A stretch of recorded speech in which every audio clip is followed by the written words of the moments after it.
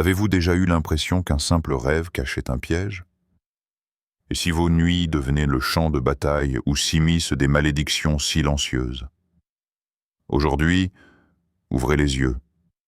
Ces 14 rêves peuvent être la signature d'attaques de sorcellerie tissées contre votre destinée. Restez bien jusqu'au bout, car ce que vous découvrirez pourrait changer votre façon de dormir. À jamais. 1. Les objets du quotidien qui deviennent des armes. Imagine un instant ta chambre plongée dans l'ombre. Là, posé sur une commode, un miroir que tu utilises chaque matin pour te recoiffer. Il paraît anodin. Il reflète ton sourire, ton épuisement, tes secrets. Mais la nuit venue, dans les couloirs invisibles de tes rêves, ce même miroir peut devenir une porte brisée, une surface fissurée qui renvoie ton âme en fragments. Ceux qui œuvrent dans l'ombre savent qu'il n'est pas toujours nécessaire de brandir un talisman exotique. Un simple objet, familier, peut suffire à te lier. Il y a des rêves où tu tiens un peigne d'apparence ordinaire. Mais soudain, ses dents se brisent, une à une, comme si ta clarté mentale était rongée, sectionnée, éparse. Certains se réveillent avec la tête lourde, l'esprit embrumé, sans relier cela à ce peigne rêvé qu'on leur a tendu pour semer la confusion. Voir encore ces chaussures que tu vois disparaître dans un rêve. Qui te les enlève? Pourquoi restes-tu pieds, nu? Ces chaussures symbolisent ton chemin, ton ministère, ta capacité à avancer. Quand elles disparaissent, c'est que ton élan est siphonné.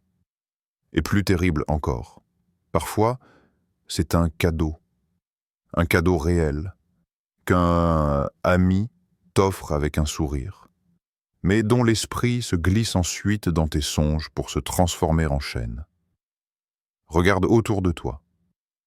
Ce bracelet ramené de voyage, ce collier souvenir, cette bague soi-disant bénie par un ancien, tout peut devenir un point d'ancrage. Dans le rêve, ces objets ne se contentent pas de flotter autour de toi. Ils s'invitent dans ta main, s'accrochent à ton cou, se brisent dans tes bras pour semer la division ou la ruine. Certains voient un cadeau se consumer dans leurs songes, un livre qui prend feu, une tissu qui se déchire seul.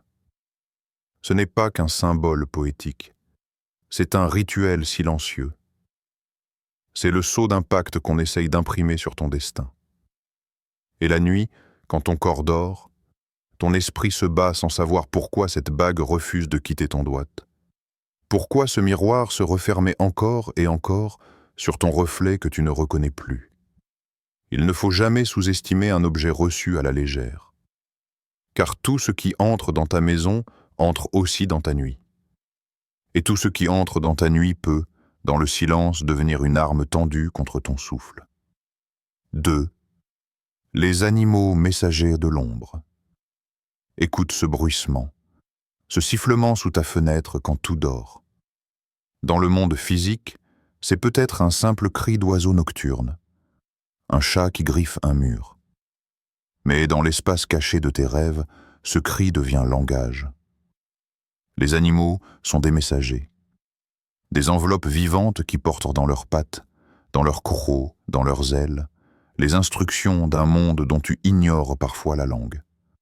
Il y a ce serpent que tu vois ramper, écailles luisantes, langue fendue, corps froid sur la terre de ton songe.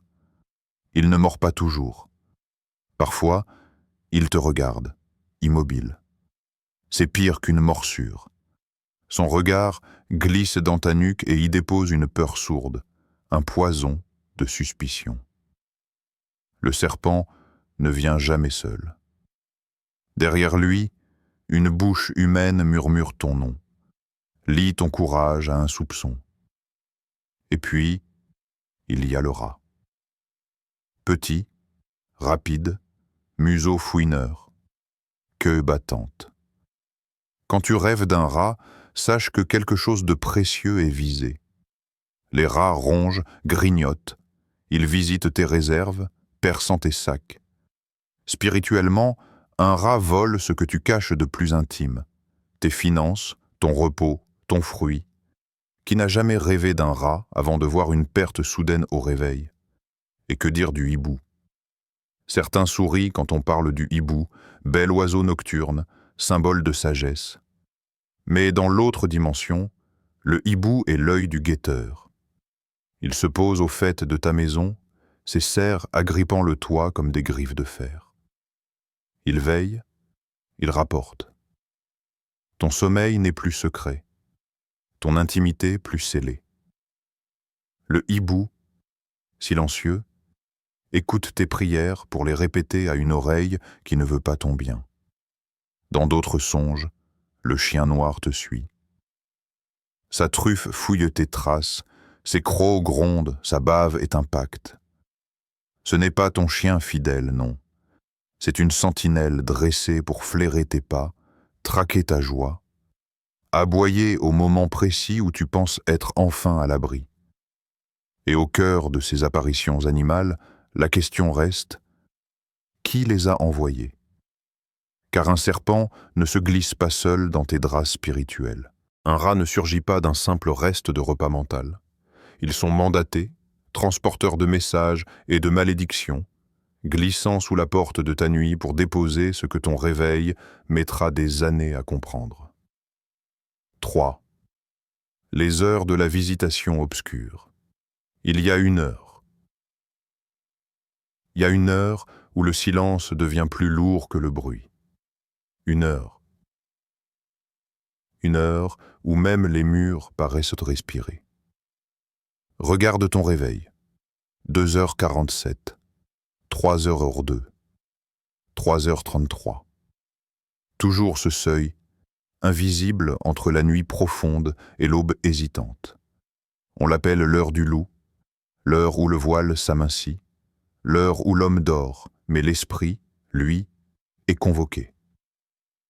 Entre minuit et 3h du matin, les autels s'allument dans l'invisible, des bougies qu'on ne voit pas, des incantations qu'on ne perçoit pas à l'oreille nue. Des mots murmurés dans des langues oubliées frappent aux portes de ton sommeil. Et soudain, tu te lèves. Essoufflé, la gorge sèche. Comme si quelqu'un t'avait arraché du plus profond de ton rêve pour te faire témoin de ce qui s'agite autour de toi.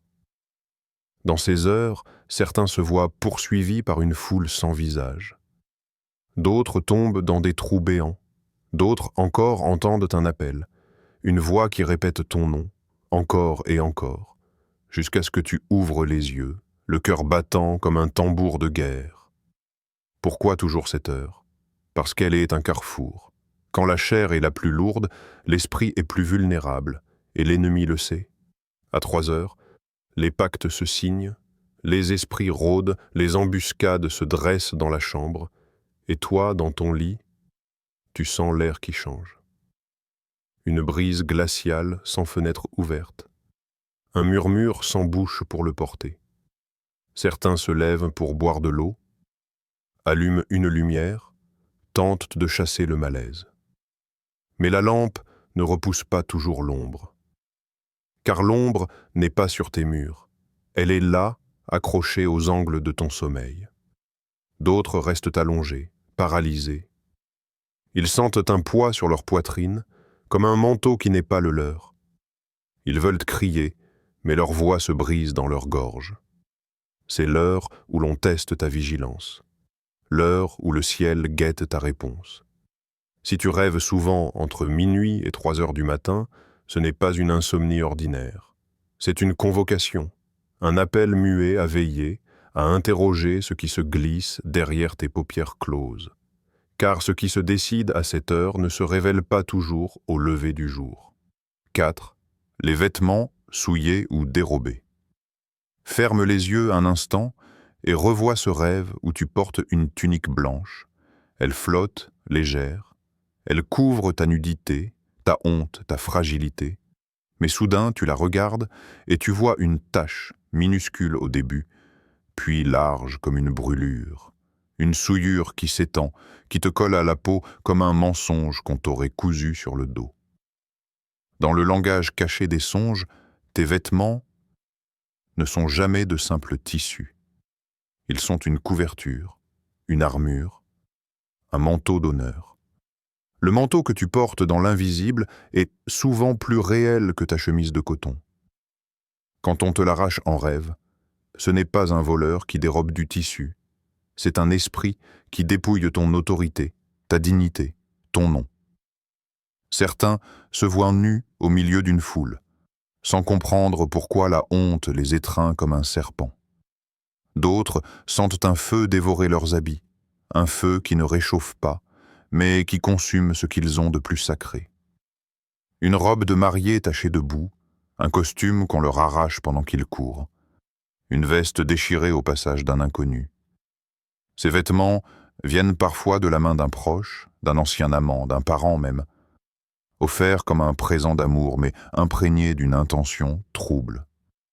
Ils apparaissent ensuite dans tes rêves, changés, déformés, transformés en filets pour capturer ta force.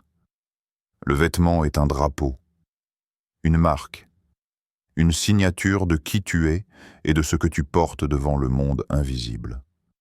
Observe bien. Un vêtement qui disparaît est un signe que quelque chose veut te laisser exposé, vulnérable, nu face aux flèches tirées la nuit. Une robe tachée est la preuve qu'on tente de salir ton nom là où personne ne voit. Un manteau brûlé est l'indice qu'on essaye de te priver de la couverture spirituelle qui te protège du froid du monde. Et ce rêve, tu le fais souvent quand tu passes une saison de perte soudaine. Une réputation qui s'effrite, une opportunité qui s'envole, une promesse qui se détache comme un bouton mal cousu. Car dans ce combat silencieux, ce que tu portes te précède et te suit. Ton vêtement parle pour toi, même quand tes lèvres sont closes dans le sommeil. 5. Les faux prophètes et les bénédictions empoisonnées. Imagine la scène. Un marché, une foule, un inconnu à la voix douce qui t'aborde. Que Dieu te bénisse. Sa main se pose sur ton épaule. Un sourire flotte sur ses lèvres. À cet instant, tu ne vois pas la racine. Tu entends seulement la belle parole, comme un baume. Mais la nuit venue, cette bénédiction se transforme en nœud. Il y a des songes où tu vois un homme en robe blanche, un pasteur, un guide, un maître. Il te tend une fiole d'huile, il prononce ton nom, il murmure une prière. Tu te crois couvert, protégé, béni. Mais observe bien. L'huile coule noire, épaisse comme du goudron. Les mots sortent de sa bouche, mais ses yeux fuient les tiens. Cette onction est un vernis. Elle scelle une cage, elle ne t'élève pas. Dans d'autres rêves, tu reçois un pain, un fruit, un bijou. Le prophète te le tend, et dans le rêve, tu manges, tu acceptes, tu portes. Mais au réveil, un poids t'écrase, une confusion sème ses ronces. C'est la signature des faux porteurs de lumière. Ceux qui se déguisent en intercesseurs, mais qui détournent la source pour infecter la racine. Il y a des bénédictions qui lient au lieu de libérer. Des prières qui versent un voile d'oppression au lieu d'ouvrir le ciel. Si tu rêves souvent de recevoir des présents spirituels, livres, couronnes, manteaux, bourses d'argent, mais que ces cadeaux laissent dans ton ventre une angoisse épaisse comme un brouillard, sache qu'un autel concurrent est à l'œuvre. Certains voient une main imposée sur leur tête, mais cette main est lourde, comme une pierre chaude. Ils veulent se lever, mais la main pèse. D'autres entendent une prière qui se répète, mais les mots sont inversés, tordus, remplis de symboles qu'ils ne comprennent pas. Ce sont des prières crochées, des bénédictions piégées qui plantent leurs griffes dans ta nuque. Ces faux prophètes ne viennent pas toujours sous la forme d'un étranger. Parfois, ils portent ton nom, ils ont ton sang. Une tante trop curieuse. Un oncle spirituel. Un ami qui te donne un bijou pour te protéger, mais derrière l'apparence du don, le poison. derrière le signe d'amour, la chaîne invisible. Dans le rêve, tu le sais, tu le sens. Mais au réveil, tu peines à croire que ce geste tendre puisse porter un venin aussi ancien. 6. Les repas partagés dans l'ombre. Ferme les yeux, souviens-toi. Dans ce rêve, tu es assis à une table que tu ne reconnais pas. Devant toi, un plat fumant, une boisson sombre, des visages qui sourient trop longtemps, sans jamais cligner des yeux. Tu portes la nourriture à ta bouche. Tu mastiques, tu avales, mais dans ton ventre, quelque chose s'éteint. Les repas rêvés ne sont pas des festins innocents. Spirituellement, manger, c'est accepter, sceller, fusionner. Qui te nourrit t'enchaîne ou te libère. Si la main qui te tend le pain n'est pas pure, la miette devient crochet. L'ombre glisse dans ton corps sous la forme d'un fruit doré, d'une soupe tiède, d'un morceau de viande tendre. Et toi, au réveil, tu ressens la lourdeur, un poids sur l'estomac, une fatigue collée aux os. Certains se voient invités à des banquets fastueux, des tables couvertes de mets brillants. Du vin déborde des coupes. Des convives rien fort, mais leur rire sonne creux comme une cloche fêlée. La nourriture semble savoureuse, presque irrésistible. Mais chaque bouchée lie ton âme à un autel que tu n'as pas choisi. Regarde encore. Parfois, le repas est humble. Une simple galette.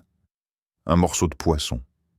Mais la main qui le rompt n'est pas celle de l'hospitalité divine. C'est celle d'un pacte. Car dans l'invisible, tout repas est alliance. Une bouchée tisse une corde, une gorgée imprime un sceau. Beaucoup se réveillent après un tel rêve et découvrent des maladies soudaines, des douleurs inexpliquées, des blocages qui ne fondent pas malgré les prières. Parce que ce qui est entré par la bouche, en songe sème ses racines dans le sang, dans les organes, dans l'esprit. Et plus étrange encore, ces rêves arrivent souvent après une rencontre marquante, une visite, un cadeau, un conseil glissé à voix basse. L'ombre plante d'abord la graine dans le réel, puis la nourrit la nuit, à ta table invisible. Certains voient même leurs proches à cette table, un père déjà mort, une mère qu'ils savent hostile, un ami ancien. Les visages connus sont les plus dangereux. Ils rassurent, ils détendent la vigilance, ils forcent l'âme à ouvrir la bouche sans questionner. Et pourtant, au fond de toi, même dans le rêve, quelque chose hurle. Ne mange pas. Mais trop tard. Le morceau a fondu sur ta langue. Et la chaîne, déjà, s'enroule autour de tes os. 7. Les portes qui se ferment, les chemins qui s'effacent. Imagine un couloir, long, étroit, couvert de portes. Dans ton rêve, tu marches pieds nus, le sol est tiède, presque vivant. À ta gauche, une porte entr'ouverte. À ta droite, une autre, grande ouverte. Au fond, une seule porte close, massive, gravée de symboles que tu ne comprends pas. Tu avances, tends la main, mais la poignée brûle ta paume. Rêver de porte est un langage ancien. Dans l'invisible, une porte est un passage, un seuil, un chemin de sortie ou d'entrée. Quand on ferme une porte devant toi en songe, ce n'est pas une simple serrure. C'est un verrou spirituel qui claque sur ton opportunité. Un projet se fane. Un rêve éveillé. Éveillé devient un couloir sans issue. Certains se voient frapper, encore et encore, sur une porte de fer. À l'intérieur, ils entendent des rires, des voix familières, des promesses. Mais le battant reste clos. Le bois ne cède pas. Et toi, tu te réveilles avec ce goût d'inachevé. Comme si quelque chose, quelque part, t'avait été promis mais reste scellé hors de ta portée. Parfois, le rêve te montre un carrefour, 3 sentiers, 4 routes. Tu avances, confiant, puis soudain, le sol se craquelle. La piste se brouille, disparaît sous tes pieds comme un dessin tracé sur du sable. Tes pas se perdent, tes choix deviennent brume, c'est la marque d'une attaque subtile. Effacer ta vision pour que tu tournes en rond, comme un voyageur sans boussole. Vois encore ce portail que tu passes enfin. Tu respires. Mais derrière, ce n'est pas la liberté. C'est un labyrinthe. Des murs mouvants, des impasses, des portes sans poignée.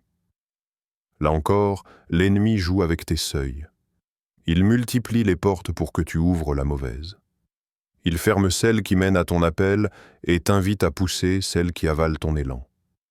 Il y a des songes où tu tiens la clé, belle, lourde, forgée dans un métal ancien. Mais quand tu l'insères, la serrure crache de la poussière. La clé rouille, se casse, se fond dans ta main. Et toi, immobile, devant cette porte qu'on t'a promise mais qu'on ne veut pas te laisser franchir. Et dans ton réveil, ces portes fermées se traduisent par des opportunités toujours repoussées, des retards sans cause, des promesses suspendues comme des lampes jamais allumées. 8. Les animaux qui rôdent dans tes songes. Ferme les yeux, sens la nuit humide.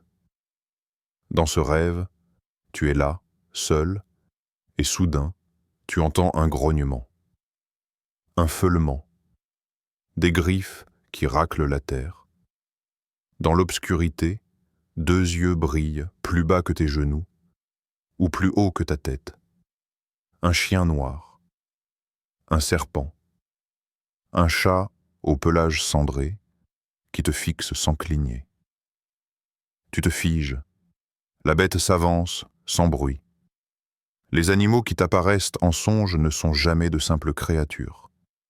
Dans le monde spirituel, l'animal est un messager, un espion, un gardien ou un chasseur.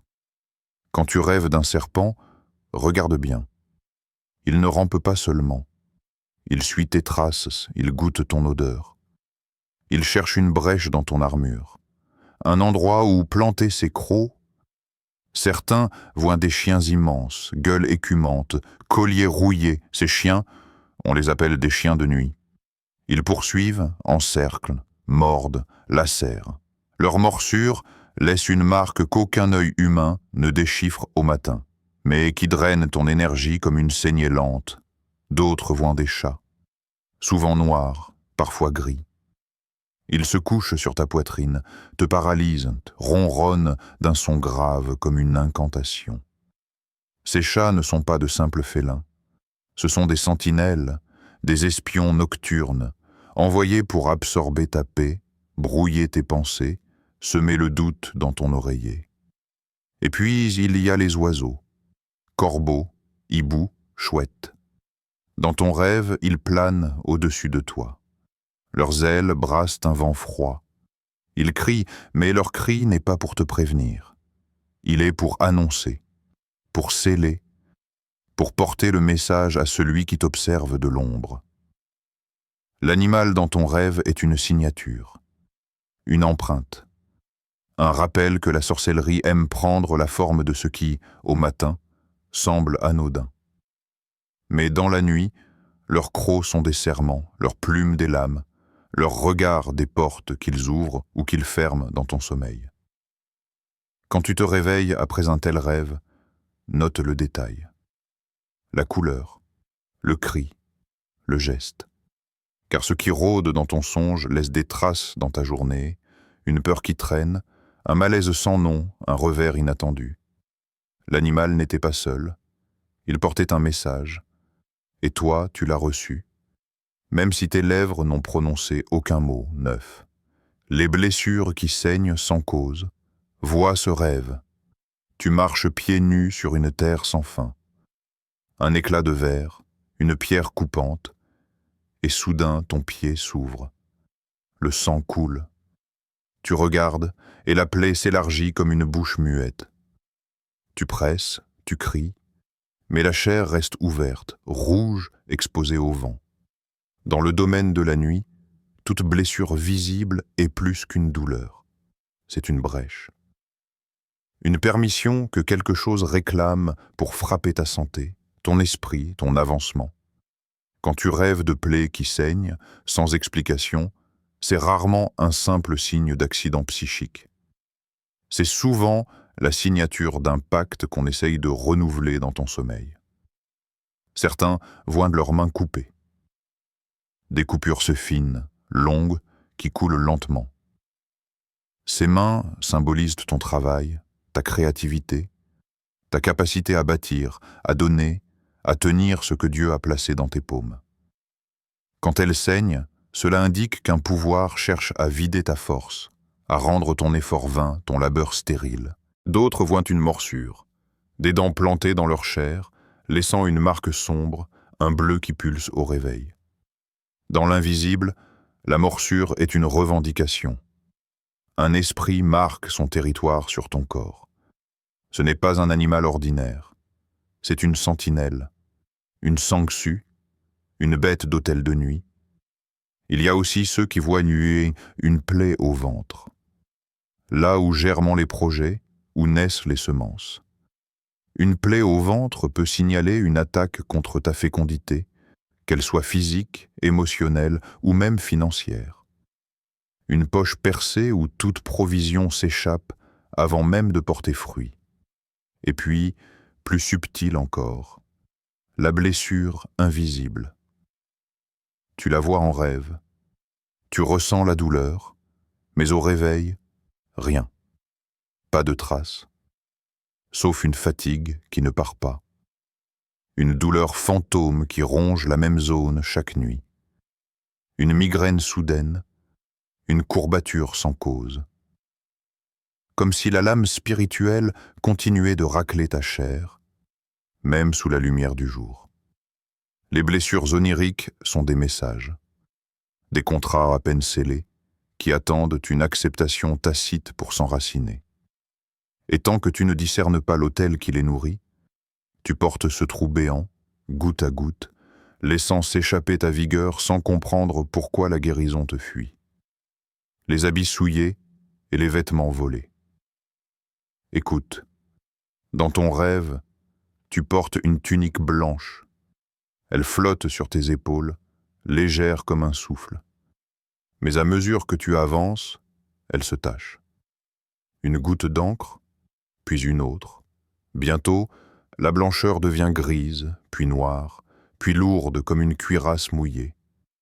Tu veux l'enlever, mais le tissu s'accroche à ta peau. Les vêtements en songe sont un langage muet. Ils racontent ton identité spirituelle, ta dignité, ton manteau d'autorité.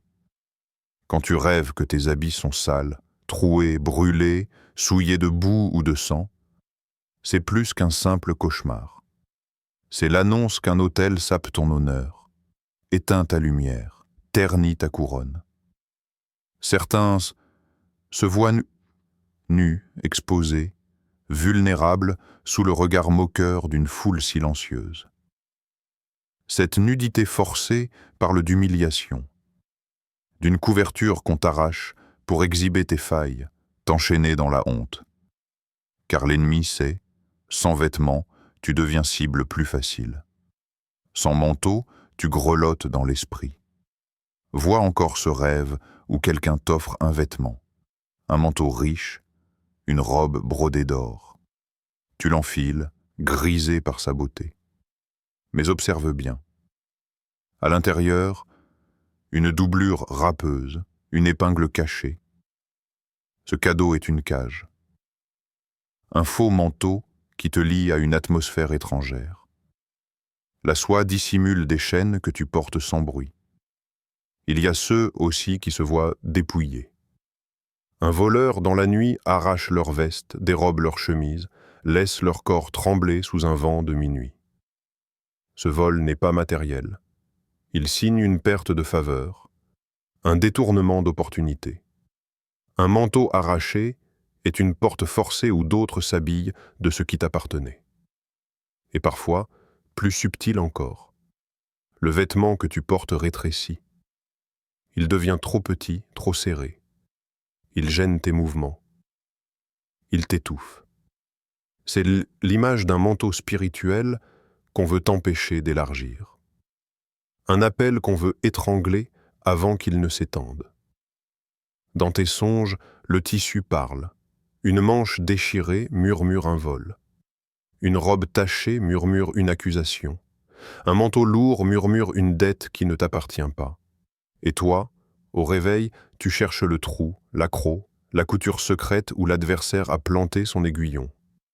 11. Les poursuites sans fin et les fuites sans issue. Imagine-toi courir, pieds nus, souffle court, poumons en feu. Derrière toi, des pas, lourds, multiples. Tu ne vois pas leur visage, mais tu sais qu'ils te veulent.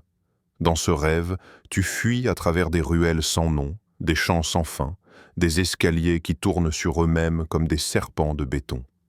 À chaque détour, tu crois échapper, mais tu entends encore le galop derrière toi. Être poursuivi en songe n'est pas une simple frayeur nocturne. C'est un message brutal. Tu es la proie d'un chasseur spirituel. La sorcellerie se nourrit de la peur, et la fuite nourrit l'autel qui réclame ton repos, ta paix, ton énergie. Chaque pas que tu fais en rêve pour échapper, c'est une part de ta force qui s'envole au réveil. Certains fuyant des chiens, des ombres, des hommes en manteaux sombres. D'autres fuyaient des créatures sans forme, des silhouettes de fumée, un brouillard qui court plus vite qu'eux. À chaque fois, la scène est la même. Tu cours, tu glisses. Tes jambes deviennent lourdes comme du plomb. Tes pieds s'enlisent dans une boue invisible. L'air manque. Tes cris restent coincés dans ta gorge. Souvent, tu crois trouver refuge. Une maison, une cabane, une porte entr'ouverte. Tu claques le battant derrière toi. Tu verrouilles, mais l'ombre passe à travers le mur, comme si la matière n'existait plus. La fuite recommence. Et dans ton corps, même endormi, le cœur bat comme s'il voulait fuir hors de ta poitrine. La poursuite, c'est la marque de l'emprise. Un lien qu'on veut renouveler. Une domination qui te force à vivre en vigilance. Car l'ennemi sait, celui qui court sans cesse n'a plus le temps de construire. Il dépense son énergie à sauver sa tête au lieu de relever la sienne. Et parfois, le rêve s'arrête net. La main te saisit. Les griffes se plantent dans ton épaule. Tu hurles, mais aucun son ne sort. Tu te réveilles en sursaut, le corps trempé, l'esprit encore prisonnier du souffle coupé. Quand on te chasse la nuit, ce n'est pas un jeu. C'est une poursuite qui parle d'un terrain à reconquérir, d'une course qui ne peut plus durer sans que tu n'y laisses ta force, ta voix, ta liberté. 12. Les fausses bénédictions, ou quand le cadeau est un piège, imagine. Dans ton rêve, on t'offre un cadeau. Un coffret sculpté, d'un bois ancien, ou une enveloppe cachetée de cire rouge. Tes mains tremblent un peu. L'objet est si beau, si inattendu. Tu l'ouvres, dedans, un bijou étincelant. Un collier d'or, une bague gravée de ton nom. Tu souris, tu t'empares aussitôt, croyant à une grâce tombée du ciel. Mais au réveil, tu sens la lourdeur. Quelque chose pèse sur ta nuque, sur ta main, comme une promesse collée à ta peau. Les fausses bénédictions sont des contrats déguisés. La sorcellerie aime le masque du cadeau. Derrière l'éclat, un crochet invisible. Derrière le ruban, une chaîne fine qui lie ton esprit à un autel dont tu ignores même l'existence. Certains rêvent qu'ils reçoivent de l'argent, des liasses de billets, un portefeuille gonflé, une pluie de pièces d'or. Mais au matin, ces mains qui ont touché l'or se ferment sur le vide. Et dans la vraie vie, au lieu d'un gain, c'est la perte qui frappe. Des dettes surgissent, des factures inattendues. L'argent promis en songe devient un puits sans fond. D'autres reçoivent un enfant, un bébé radieux, un petit être qu'on leur tend comme un miracle. Mais dans l'ombre, ce n'est pas toujours un signe de fécondité divine. Parfois, c'est un échange, une semence étrangère qui réclame une place, une charge non désirée qui pompe ton énergie, ta paix, ton avenir. Et puis il y a le vêtement somptueux qu'on dépose sur tes épaules, la couronne qu'on pose sur ta tête. La bénédiction est trop belle, trop soudaine, trop lourde pour être pure.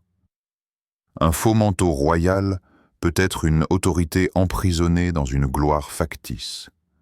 Une couronne imposée peut être un joug déguisé. La ruse est subtile. La fausse bénédiction te fait croire que tu es favorisé, alors qu'en réalité, tu es enchaîné à un pacte que tu acceptes en souriant. Tu ne luttes pas contre ce qui te flatte, tu l'accueilles, tu le portes, tu le défends même. Et plus tu l'embrasses, plus il te serre, comme un serpent doré autour de ton cou. Dans le silence de la nuit, l'adversaire te remet un présent enveloppé de lumière. Mais à l'intérieur, c'est une graine de servitude, un cadenas poli, une poignée de main qui scelle une porte dont tu ne trouveras plus la clé. 13. Les miroirs brisés et les reflets déformés. Vois ce rêve. Tu es face à un miroir. La surface est trouble, ternie par la buée ou fendue d'un éclat cruel. Tu avances ton visage, tu cherches ton reflet, mais ce n'est pas toi que tu vois. À travers la vitre fêlée, un autre toi t'observe, plus pâle, plus sombre. Son sourire ne bouge pas quand tes lèvres tremblent. Les miroirs dans le rêve sont des portes, des fenêtres ouvertes sur ton identité profonde. Quand le reflet se tord, c'est ton image spirituelle qu'on manipule, qu'on salit, qu'on morcelle. La sorcellerie aime distordre ce que tu crois de toi-même. Car si ton reflet est brisé, ton autorité l'est aussi. Certains rêvent qu'ils se regardent et ne se reconnaissent plus. Leurs yeux portent une ombre qui n'est pas la leur. Leur bouche murmure une phrase qu'ils n'ont jamais dite. Cette déformation est une usurpation. Une main étrangère, la nuit, a signé un faux nom sur ton front. D'autres voient le miroir se fendre en 1000 morceaux. Les éclats tombent à leurs pieds. Chaque morceau capte une partie de leur corps. Ici un œil, là une main, ailleurs un sourire figé. Quand le miroir se brise, c'est l'identité qui vole en éclats. L'ennemi disperse qui tu es pour que tu ne retrouves jamais la cohérence de ta mission. Il arrive aussi que le miroir se transforme en eau, une surface miroitante où tu te penches, cherchant ton visage. Mais la surface s'agite, ton reflet disparaît, remplacé par une forme qui sort du fond. Une silhouette sans trait, sans nom, qui se colle à toi, prend ta place, murmure à ton oreille qu'elle est toi désormais. Il y a des miroirs plus subtils encore, ceux qui te montrent plus grand que tu ne l'es, qui gonflent ton ego, t'enivrent d'une image fausse de puissance ou de gloire. Cette flatterie est une attaque déguisée, l'illusion d'être intouchable alors qu'on te vide de l'intérieur. Le miroir en rêve est toujours un hôtel camouflé. Si ton reflet y est altéré, fissuré, confisqué, sache que ce n'est pas une simple vitre qu'on brise. C'est ton nom, ton autorité, ton visage spirituel qu'on cherche à maquiller pour que tu ne saches plus jamais qui tu es. Et 14. Les chambres fermées et les portes qui refusent de s'ouvrir. Écoute bien ce songe. Tu es dans une maison que tu connais à moitié. Des couloirs sans fin, des murs blanchis par la lune. Devant toi, une porte. Elle est massive, ancienne, gravée de symboles que tu ne comprends pas. Tu poses la main sur la poignée, elle résiste. Tu forces. Elle reste close. Derrière, tu sens un souffle, un secret, une promesse étouffée. Les chambres fermées sont des prisons spirituelles. Quand tu rêves que tu essaies d'ouvrir une porte sans jamais y parvenir, ce n'est pas ton imagination qui joue. C'est un signal. Quelque chose garde captif un domaine de ta vie. Tes projets, ta fécondité, tes alliances, ton héritage, bloqués derrière un battant invisible que la sorcellerie scelle dans ton sommeil. D'autres voient des cadenas rouillés, des verrous multiples. Tu as la clé, mais la clé se casse. Ou le trou de la serrure se dissout. Parfois même, la clé change de forme entre tes mains, devient un clou, un bout de bois inutile. Et toi, debout, impuissant, tu ressens la moquerie de la nuit. Tu as l'air maître, mais tu n'as aucun pouvoir. Certains en se trouvent enfermés dans une pièce minuscule. Pas de fenêtre. Juste 4 murs nus, un plafond trop bas. Ils cherchent une sortie. Ils tapent sur les parois. Leur voix s'étouffe dans la pierre. Cette cellule n'est pas seulement un symbole de stagnation. C'est un autel qui draine ta liberté, ta capacité d'expansion. Plus tu cries, plus les murs se resserrent. D'autres encore découvrent une multitude de portes, un couloir infini, des battants alignés comme des sentinelles. Mais chaque poignée est brûlante, chaque charnière hurle sous tes doigts. Tu tournes, tu pousses, rien ne cède. L'accès est là, devant toi, mais jamais pour toi. Il y a enfin les chambres interdites, celles qu'on te montre mais qu'on verrouille dès que tu t'approches. Une chambre pleine de trésors, d'archives, de promesses brillantes comme l'or sous la poussière. Tu restes au seuil, tu vois ta provision, ton héritage spirituel, mais tes pieds ne franchissent jamais le seuil. Une porte fermée la nuit est un pacte. Un territoire tenu captif. Un couloir qui mène vers la liberté, la guérison, l'élévation, mais qui reste bloqué tant que la clé ne t'est pas rendue par celui qui détient l'autorité ultime sur toute serrure visible et invisible. Tu sais maintenant. Ces songes ne sont pas de simples échos de tes peurs. Ce sont des messages codés, des alarmes spirituelles, des portes entr'ouvertes sur un combat qui se joue quand tes paupières se ferment. 14 rêves, 14 avertissements. Autant de signes qu'un monde invisible agit, cherche des accès, sème des liens, érige des autels sur le territoire de ton âme. Rien de ce que tu as vu dans la nuit n'est anodin. Chaque image, chaque poursuite, chaque porte verrouillée appelle une réponse. Ne laisse plus tes nuits ouvertes comme un marché où chacun peut vendre ses chaînes. Deviens guetteur. Éteins la lumière de ta chambre, mais allume la lampe de ton esprit. Apprends à discerner, à renverser, à fermer ce qui doit être fermé, à ouvrir ce que nul ne peut verrouiller. Prie à l'heure où le monde dort. Déclare à voix haute que ce qui t'a poursuivi s'arrête là, que la souillure se purifie, que la clé te soit rendue, que les faux cadeaux retournent à l'expéditeur, que ta couronne, ton vêtement, ton reflet, tes portes soient scellés sous la main du Très-Haut, car celui qui garde son sommeil garde sa vie. Et celui qui connaît le langage de ses rêves possède déjà la moitié de la victoire. Écoute encore. Il y a des secrets que Dieu ne révèle qu'à ceux qui veillent quand tout dort. C'est à l'heure où la nuit est la plus épaisse que la voix du gardien devient plus claire. Ne tremble pas devant ce que tu as vu. Utilise-le, renverse-le, déclare-toi libre.